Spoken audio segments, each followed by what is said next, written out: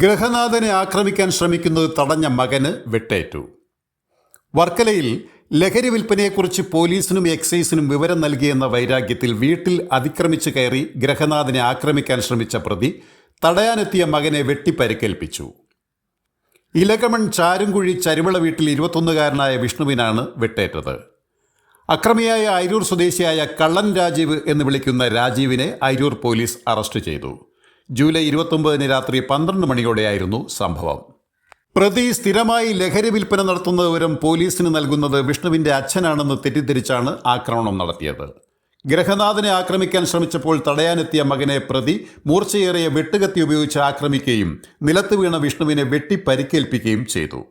അയിരൂർ സ്വദേശിയായ കള്ളൻ രാജീവ് എന്നറിയപ്പെടുന്ന രാജീവിനെ പോലീസ് അറസ്റ്റ് ചെയ്തു.